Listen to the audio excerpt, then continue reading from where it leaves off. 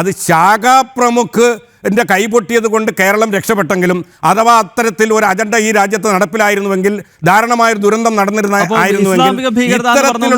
ഇത്തരത്തിലുള്ള ചർച്ച ഇവിടെ ഉണ്ടാകുമായിരുന്നു.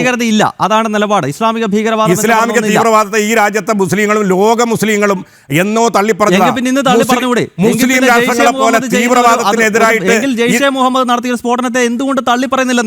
ഏത് മുസ്ലിമാണ് തള്ളിപ്പറയാത്തത്? എല്ലാ മുസ്ലിങ്ങളും തീവ്രവാദത്തിനെതിരായിട്ട് ബ്യൂറോയുടെ പ്രസ്താവനയിൽ പോലും ഒരു വാക്ക് എടുത്ത് പറയണമല്ലോ. ഇസ്ലാമിക ഭീകരവാദം തെറ്റാണ്. ഞാൻ താങ്കൾ ഒരു കാര്യം ഓർമ്മിപ്പിക്കാം. ഇപ്പോൾ ഈ ഹിന്ദുത്വ ഭീകരത എന്ന പദം താങ്കളുടെ പാർട്ടി ഉൾപ്പെടെ നിരന്തരം ഉപയോഗിക്കാറുണ്ടല്ലോ. ഇപ്പോൾ polit bureau, CPM polit bureau, ഈ സംജോത എക്സ്പ്രസ്, അതോടൊപ്പം തന്നെ മക്ക മസ്ജിദ് തുടങ്ങിയ വിഷയങ്ങളിൽ അടുത്ത കാലത്ത് കോടതി മുഴുവൻ ആളുകളെയും കുറ്റവിമുക്തരാക്കിയ സമയത്ത് ദേശാഭിമാനി റിപ്പോർട്ട് ഇതാണ്, ഞാൻ വായിക്കാം.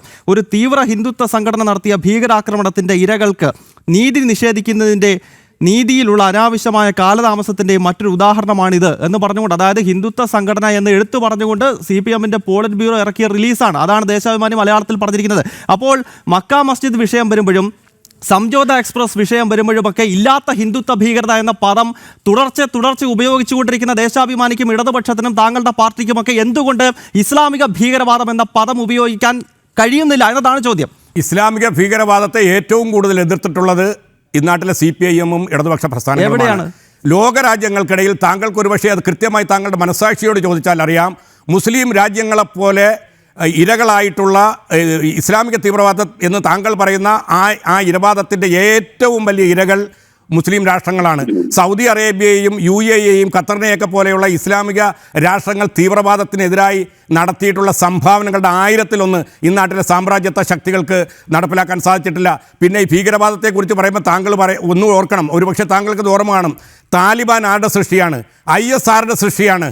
ഒന്ന് ഓർക്കണം. സമാനമായി ഈ ഹർക്കത്തുൽ മുജാഹിദീനും ജയ്ഷെ മുഹമ്മദുമൊക്കെ ആരുടെ സൃഷ്ടിയാണെന്ന് അരിയാഹാരം കഴിക്കുന്ന വിദ്യാസമ്പന്നരായ മലയാളികൾക്കും ഇന്ത്യക്കാർക്കും ഒക്കെ ബോധ്യപ്പെട്ടിട്ടുണ്ട്. അതാണ് ഞാൻ നേരത്തെ പറഞ്ഞത്, സങ്കുചിതമായ രാഷ്ട്രീയ താല്പര്യത്തിന് വേണ്ടി ഏതെങ്കിലും വിഭാഗത്തെ അറ്റാക്ക് ചെയ്തുകൊണ്ട്, ടാർഗറ്റ് ചെയ്തുകൊണ്ട് കാലാകാലങ്ങളിൽ നമ്മൾ കേൾക്കുന്ന കുറേ പേരുകളാണ് ഈ ഹർക്കത്തുൽ മുജാഹിദീൻ. ഇപ്പോൾ കുറേ ഫോട്ടോ വരും, കുറേ തട്ടമിട്ട പെണ്ണിൻ്റെ ഫോട്ടോ വരും. പക്ഷെ താമസം വിന ഒരാഴ്ചയ്ക്കുള്ളിൽ 2 ആഴ്ചയ്ക്കുള്ളിൽ ഇത് അന്തരീക്ഷ വായുവിൽ ലയിച്ചു ചേരുന്ന ഒരു ദുരന്തമാണ്, ഒരു കാഴ്ചയാണ് നമ്മൾ കണ്ടിട്ടുള്ളത്.